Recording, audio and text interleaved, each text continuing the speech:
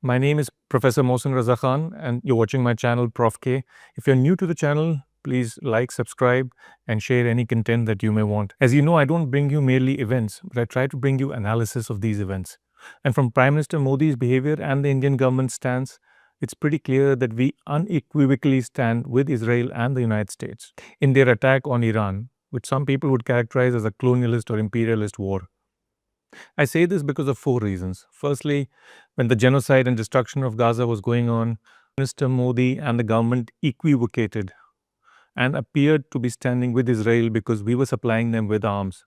That is, factories in India were sending arms and weapons to the Israel during this period. We have also sent tens of thousands of workers in order to replace the Palestinians who were earlier working in Israel. Now, recently, both Axios and New York Times reported that when Prime Minister Modi was visiting, and he just returned 2 days before the attacks by Israel and US on Iran. That is, the attack was on February 28th, and he was there on February 25th and 26th. He repeatedly hugged Prime Minister Netanyahu, made speeches at the Knesset, said we stand by you shoulder by shoulder. In fact, even after the attack was launched, Prime Minister Netanyahu thanked his good friend and India for standing shoulder by shoulder with Israel. Some commentators even believe that his visit was used as a cover by the Israelis and Americans in order to lull the Iranians into believing that the attack was not imminent. The second point is, India not only did not condemn this attack by the Israelis and Americans, but even after a head of state, that is, Khamenei, was executed, India gave no official condemnation or even official statement of condolence. It was only 5 days later that it sent a bureaucrat, our foreign secretary is a career IFS officer, to visit the Iranian embassy and sign the book of condolence. Compare this to when the Iranian president, Raisi, had died a few years ago, when the foreign minister himself visited the embassy and also issued statements. No official statement has come from the prime minister or the foreign minister. A mere expression of condolence would have done the job. It's only after sustained pressure came on the Indian government that 5 days later they decided to send the foreign secretary. More surprising has been the Indian reaction to the sinking of an Iranian corvette, just about 1,600 tons, very close to India, off the Sri Lankan coastal waters. This is surprising for two reasons. Firstly, the ship had visited India on a friendly visit for the fleet review, had done some exercises. It had large amount of ceremonial and auxiliary staff, such as a marching band, etc. It was not armed with its full complement of weapons. And even though it was within the territory of operation of India's Southern Command and Eastern Command, India did not send any ships for the rescue of these officers and sailors who had just a few days before been taking selfies with Indian public, sightseeing and marching in Visakhapatnam. In fact, the latest news is even more disturbing. The American ambassador in Colombo has told the Sri Lankans, who had brought 30 or so of the injured and about 80 bodies, this death count may well go above 100. He has told them not to repatriate these to Iran because Iran may use these dead bodies and these survivors for propaganda purposes. As if the Americans are not daily launching propaganda barrages at all of us.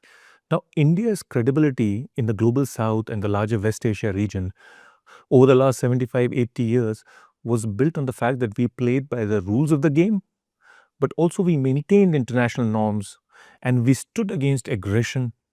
We stood against neo-colonialism, neo-imperialism. This helped us also because 9 million Indians are working in the Gulf. Their remittances help to sustain a balance of payments, our rupee, the standard of living of many Indians at home, as well as many Indians in the Gulf, whose physical security as well as job security is our crucial, vital national interest. This is why Indian workers have been so preferred in the Gulf. They dominate all other ethnicities there. In most countries, they constitute over 50% of the migrant labor or the migrant expatriate population.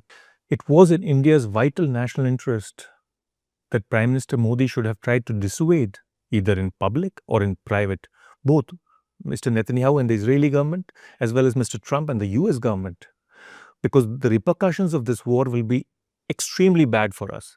It will reduce the remittances. It may lead to a economic downturn in the Gulf, which may send people back home. It will shoot up the price of oil, which will again balance It will shoot up the price of oil, which will again disturb our balance of payments and will lead to a decline in the value of the rupee. I would not be surprised if the rupee goes from its present 91, 92 to beyond 100 rupees to the dollar. This will affect inflation, cost of living in India, it will affect our stock market, it will affect our real estate market. But we have done no such thing.